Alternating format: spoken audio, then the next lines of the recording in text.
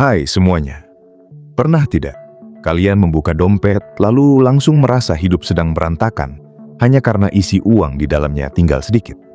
Padahal hari itu tubuh masih sehat, makanan masih ada, tempat tidur masih bisa dipakai, dan orang-orang yang peduli masih berada di sekitar.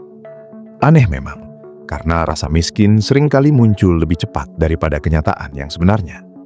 Banyak orang tidak benar-benar hancur karena kekurangan uang, tetapi hancur karena pikirannya terus-menerus merasa kurang. Perasaan itu datang diam-diam. Awalnya hanya membandingkan diri dengan orang lain di media sosial, lalu mulai malu saat tidak bisa membeli sesuatu, kemudian merasa tertinggal, gagal, dan akhirnya melihat diri sendiri seperti manusia yang tidak berharga hanya karena kondisi keuangan sedang sempit. Di titik itu, masalahnya bukan lagi sekadar uang, melainkan cara pikiran memandang hidup. Inilah yang sering tidak disadari banyak orang. Uang memang penting, tetapi rasa cukup jauh lebih menentukan ketenangan hidup. Ada orang yang penghasilannya biasa saja, tetapi tidur nyenyak setiap malam. Sementara ada juga yang penghasilannya besar, namun terus merasa takut, gelisah, dan tidak pernah puas. Semua itu menunjukkan bahwa kemiskinan mental tidak selalu berkaitan dengan jumlah uang yang dimiliki, melainkan berkaitan dengan hubungan antara pikiran, rasa aman, harga diri, dan cara memandang kehidupan sehari-hari. Banyak dari kalian mungkin pernah merasa minder ketika melihat teman sebaya sudah punya kendaraan bagus, rumah bagus, atau gaya hidup yang terlihat mewah. Tanpa sadar, pikiran langsung berkata bahwa hidup kalian tertinggal jauh. Padahal yang terlihat belum tentu mencerminkan kenyataan. Ada orang yang tampak kaya tetapi hidup penuh utang. Ada yang tampak sederhana tetapi memiliki hidup yang damai. Masalahnya otak manusia memang sangat mudah tertipu oleh tampilan luar. Media sosial membuat semuanya menjadi lebih berat, karena setiap hari kita disuguhi potongan hidup terbaik milik orang lain. Yang terlihat hanya liburan, makanan mahal, pencapaian, hadiah, kendaraan baru, dan senyuman. Jarang ada yang memperlihatkan malam penuh kecemasan, cicilan yang belum lunas, pertengkaran rumah tangga, atau rasa takut kehilangan pekerjaan. Akibatnya, pikiran mulai percaya bahwa semua orang hidup lebih baik daripada diri sendiri. Dari situ muncul rasa kurang yang terus tumbuh. Psikologi kebercukupan sebenarnya dimulai dari kesadaran sederhana bahwa hidup tidak harus terlihat mewah untuk bisa terasa bernilai. Banyak orang terlalu sibuk mengejar citra sampai lupa menikmati kenyataan hidupnya sendiri. Mereka makan sambil memikirkan orang lain, bekerja sambil membandingkan diri, dan beristirahat sambil merasa bersalah karena belum sekaya orang lain. Pikiran seperti ini membuat seseorang terus merasa miskin, walaupun sebenarnya kebutuhan dasarnya masih terpenuhi. Ketika otak terlalu fokus pada apa yang belum dimiliki, maka semua hal yang sudah dimiliki akan terasa tidak berarti. Inilah akar dari rasa miskin secara mental. Kalian mungkin pernah bertemu seseorang yang sederhana tetapi auranya tenang. Cara bicaranya santai, tidak terburu-buru menunjukkan status, dan tidak mudah panik soal uang. Orang seperti itu biasanya memahami satu hal penting, yaitu hidup tidak selalu harus dibuktikan lewat barang. Mereka tahu bahwa harga diri tidak boleh bergantung pada isi dompet. Karena begitu harga diri disambungkan langsung dengan uang, maka setiap kali uang menipis, rasa percaya diri juga ikut runtuh. Itulah kenapa banyak orang merasa malu keluar rumah ketika kondisi keuangan sedang buruk. Mereka takut dianggap gagal, takut diremehkan, dan takut tidak dihargai. Padahal nilai manusia tidak pernah benar-benar ditentukan oleh jumlah uang. Ada pola pikir yang sangat berbahaya tetapi sering dianggap normal, yaitu keyakinan bahwa kebahagiaan baru bisa dimulai ketika kondisi keuangan sudah sempurna. Akibatnya hidup terus ditunda. Mau tenang nanti kalau sudah kaya, mau bahagia nanti kalau sudah punya ini itu, mau percaya diri nanti kalau tabungan sudah besar. Padahal hidup terus berjalan sekarang. Kalau pikiran terus menunggu semuanya sempurna, maka ketenangan tidak akan pernah datang. Selalu ada target baru, selalu ada kebutuhan baru, dan selalu ada orang lain yang terlihat lebih unggul. Psikologi kebercukupan juga berkaitan erat dengan cara seseorang memandang identitas dirinya. Kalau sejak kecil seseorang dibesarkan dengan tekanan bahwa nilai manusia diukur dari materi, maka saat dewasa ia akan sulit merasa cukup. Sedikit kekurangan langsung dianggap kegagalan besar, sedikit keterlambatan dianggap aib. Akibatnya hidup berubah menjadi kompetisi tanpa akhir. Orang seperti ini biasanya sulit menikmati proses karena pikirannya hanya fokus pada hasil. Padahal hidup manusia jauh lebih luas daripada angka di rekening. Hubungan yang sehat, tubuh yang masih kuat, kemampuan tertawa, waktu bersama orang tersayang, dan ketenangan batin adalah bentuk kekayaan yang sering diremehkan. Banyak orang baru menyadari pentingnya semua itu setelah kehilangan. Ketika sakit datang, uang sebesar apapun terasa tidak cukup untuk membeli ketenangan. Ketika hubungan rusak, barang mewah terasa kosong. Itulah sebabnya rasa cukup harus dibangun dari dalam, bukan hanya dari keadaan luar. Ada satu hal menarik tentang otak manusia. Semakin sering kita fokus pada kekurangan, semakin besar kekurangan itu terasa. Sebaliknya, semakin sering kita menyadari apa yang masih dimiliki, semakin ringan hidup terasa. Ini bukan sekedar motivasi kosong, tetapi cara kerja perhatian dalam psikologi. Apa yang terus diperhatikan akan menjadi pusat emosi. Kalau setiap hari pikiran dipenuhi rasa gagal, maka tubuh ikut merasa lelah. Tetapi kalau otak mulai dilatih melihat hal-hal yang masih baik, perlahan rasa aman tumbuh. Sayangnya, banyak orang merasa bersalah ketika mencoba tenang di tengah kesulitan ekonomi. Seolah-olah kalau uang sedang tipis, maka hidup harus selalu tegang. Padahal ketenangan bukan berarti menyerah. Ketenangan justru membantu pikiran berpikir lebih jernih. Orang yang terlalu panik biasanya membuat keputusan buruk karena didorong rasa takut. Mereka membeli demi pelarian, bekerja tanpa arah, atau mengambil keputusan terburu-buru. Seringkali yang paling melelahkan dari kondisi ekonomi sulit bukan kekurangannya sendiri, tetapi tekanan sosial di sekitarnya. Ketika semua orang berlomba terlihat sukses, hidup sederhana terasa seperti kegagalan. Padahal kesederhanaan yang dijalani dengan sadar jauh lebih sehat daripada kemewahan yang dipaksakan. Banyak orang diam-diam stres hanya demi mempertahankan gaya hidup yang sebenarnya tidak mampu mereka tanggung. Kalian semua perlu memahami bahwa rasa cukup bukan muncul karena semua keinginan terpenuhi. Rasa cukup muncul ketika seseorang mampu membedakan mana kebutuhan nyata dan mana keinginan yang dibentuk oleh ego. Semakin besar ego, semakin sulit merasa puas. Ego selalu ingin lebih dipuji, lebih dilihat, lebih diakui. Dan dunia modern sangat pandai memelihara rasa kurang itu. Iklan, media sosial, dan lingkungan terus membuat manusia merasa belum cukup agar terus membeli dan terus mengejar. Ironisnya, semakin seseorang mengejar validasi lewat materi, semakin rapuh ketenangan mentalnya, karena sumber harga dirinya berada di luar dirinya sendiri. Ketika pujian hilang, rasa percaya dirinya ikut runtuh. Ketika kondisi ekonomi turun, identitas dirinya ikut runtuh. Inilah alasan kenapa banyak orang terlihat sukses, tetapi hidupnya penuh tekanan. Orang yang memiliki psikologi kebercukupan biasanya lebih mampu menikmati proses kecil dalam hidup. Mereka bisa tetap tertawa walaupun kondisi belum ideal. Mereka tetap menjaga hubungan baik walaupun sedang kesulitan. Mereka tidak merasa perlu membuktikan sesuatu setiap saat. Sikap seperti ini bukan muncul karena hidup mereka mudah, tetapi karena mereka memahami bahwa ketenangan tidak bisa terus ditunda. Kadang hidup memang sedang berat. Uang menipis, pekerjaan tidak pasti, dan masa depan terasa kabur. Tetapi bukan berarti harga diri ikut harus runtuh. Kondisi ekonomi bisa berubah naik turun, tetapi cara memandang diri sendiri sangat menentukan kekuatan mental saat menghadapi semuanya. Orang yang terus menyalahkan dirinya karena belum kaya, biasanya lebih mudah kehilangan semangat. Sementara orang yang tetap menghargai dirinya walaupun sedang sulit, cenderung lebih tahan menghadapi tekanan.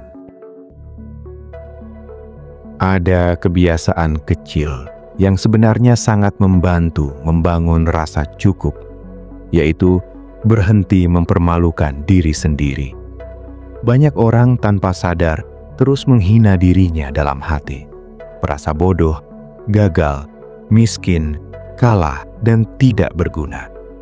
Kalimat-kalimat seperti itu lama-lama dipercaya oleh otak.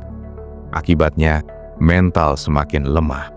Padahal kondisi sulit bukan berarti manusia kehilangan nilai. Menariknya, orang yang benar-benar damai biasanya tidak terlalu sibuk menunjukkan kehidupannya kepada orang lain. Mereka tidak membutuhkan terlalu banyak pengakuan untuk merasa berharga. Fokus mereka bukan sekedar terlihat sukses, tetapi benar-benar hidup dengan tenang. Ini berbeda jauh dengan orang yang hidupnya selalu ingin terlihat lebih hebat daripada kenyataan. Ketika seseorang mulai menerima bahwa hidup tidak harus sempurna untuk bisa dinikmati, tekanan mental perlahan berkurang. Ia mulai bisa menikmati makanan sederhana tanpa merasa malu, bisa istirahat tanpa terus merasa tertinggal, bisa bekerja tanpa kebencian terhadap dirinya sendiri. Hal-hal seperti ini terdengar sederhana, tetapi dampaknya besar terhadap kesehatan mental.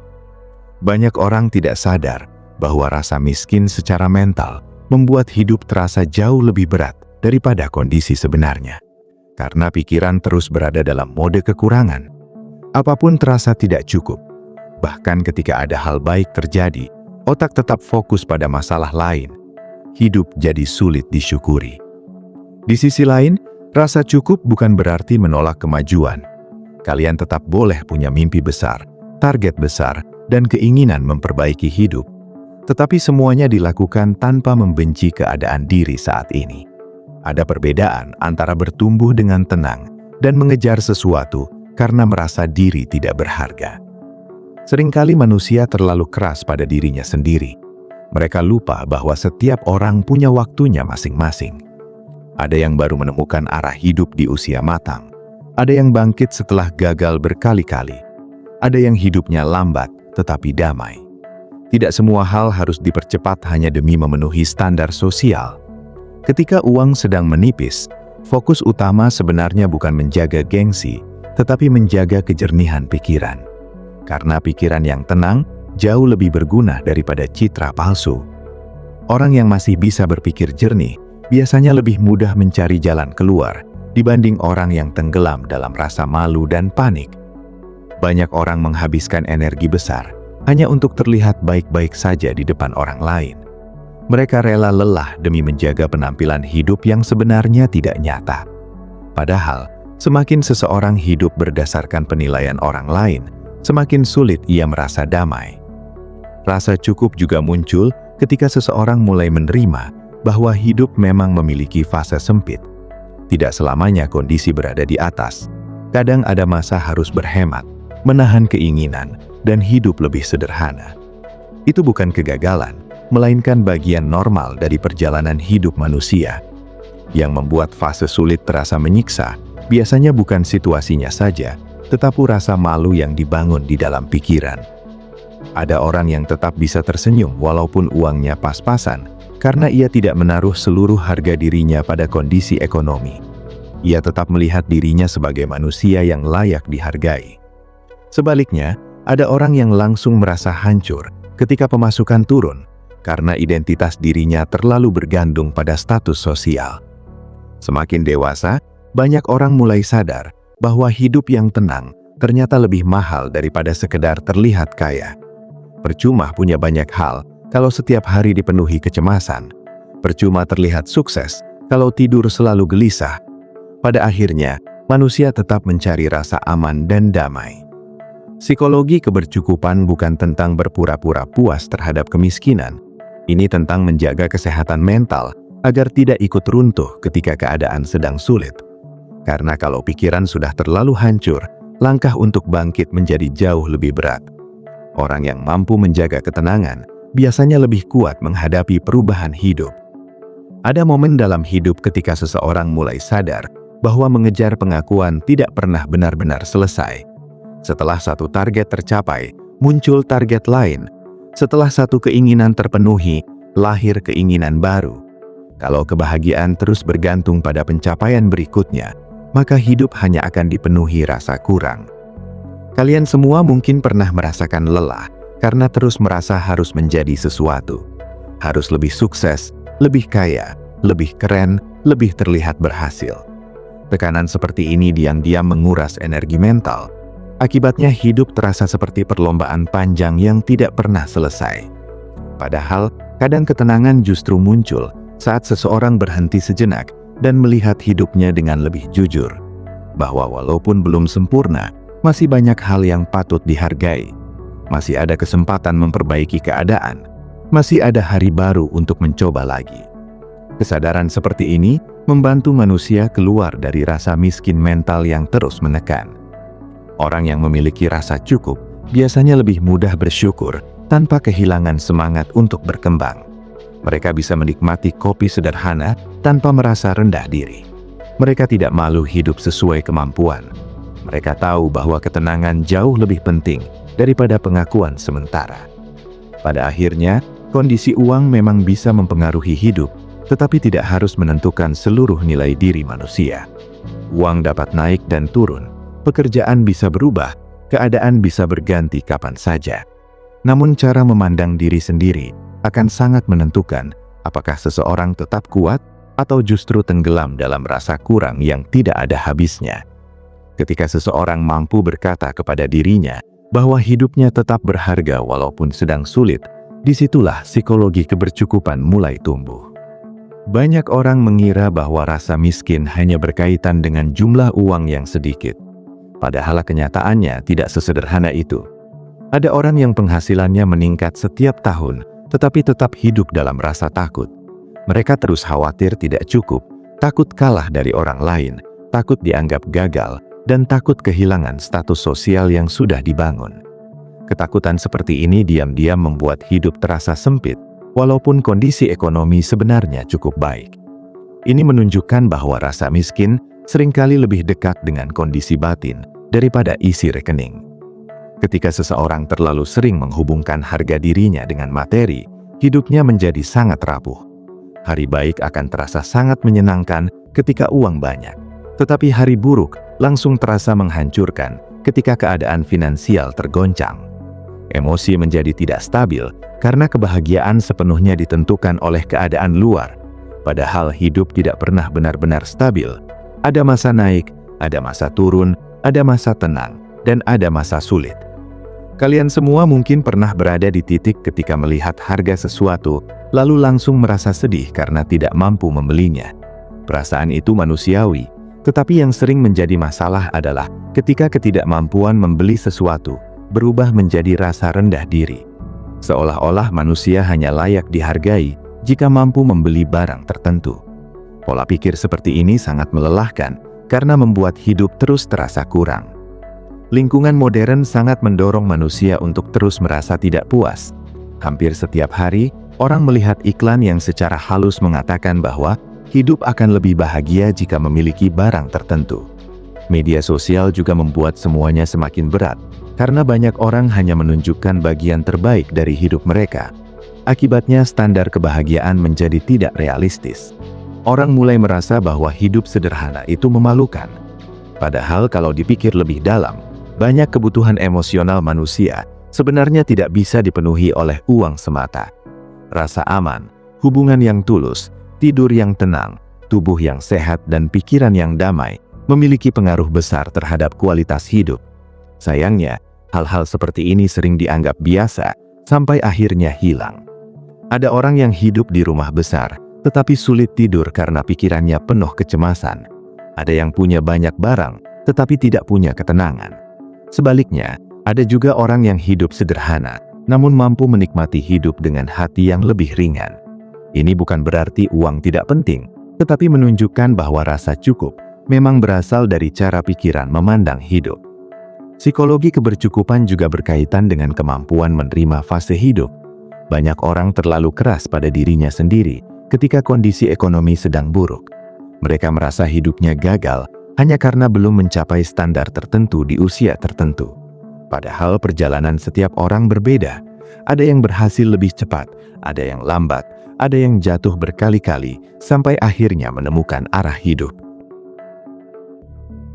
Masalah muncul ketika manusia terus memaksakan diri mengikuti timeline orang lain. Akibatnya, hidup berubah menjadi sumber tekanan. Orang jadi sulit menikmati proses, karena pikirannya hanya fokus pada apa yang belum tercapai. Mereka lupa bahwa bertahan di masa sulit pun sebenarnya sudah merupakan bentuk kekuatan. Kalian semua perlu memahami bahwa rasa cukup tidak datang secara otomatis setelah uang bertambah. Kalau pola pikirnya masih dipenuhi rasa kurang, maka berapapun penghasilannya akan tetap terasa kurang. Inilah sebabnya ada orang yang semakin kaya tetapi semakin cemas, karena keinginannya tumbuh lebih cepat daripada rasa syukurnya. Ada kebiasaan sederhana yang bisa membantu membangun mental kebercukupan, yaitu berhenti mengukur nilai diri dari penampilan luar.